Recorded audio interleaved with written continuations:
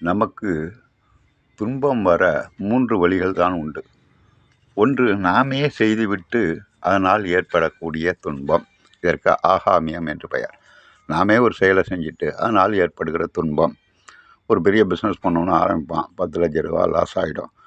அந்த பிஸ்னஸ் அந்த இடத்துல ஓடாது, ஆனால் தெரியாமல் வச்சுருவான். இது நாமே ஒரு செயலை செய்துவிட்டு அதனால் ஏற்படுகிற துன்பம் ஆகாமியம்.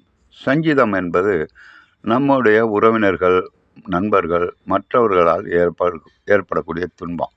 ரோட்டில் போகும்போது மாடு முட்டிடும் அல்லது நாய் கடிச்சிடும், இதெல்லாம் சஞ்சீதம்னு பேர். மற்ற ஜீவராசிகளால் ஏற்படுகிற துன்பம். 3வது பிராப்தம். பிராப்தம்னா நாம் செய்த கர்ம வினைகளுக்கு ஏற்ப நம் துன்பம் வரும். அதாவது சம்மந்தமே இருப்பான், ஒரு பிரச்சனையில் போய் மாட்டிக்குவான், போலீஸ் அரைஞ்சிக்கிட்டு போவான். இல்லை வேடிக்கை பார்த்த இடத்துல போலீஸ் அரைஞ்சிக்கிட்டு போவான். என்னடா நம்ம பாட்டில் சும்மா இருந்தால் ஒரு பிரச்சனை வருது, ஏன்னா இதுதான் பிராப்தம், உள்வினை.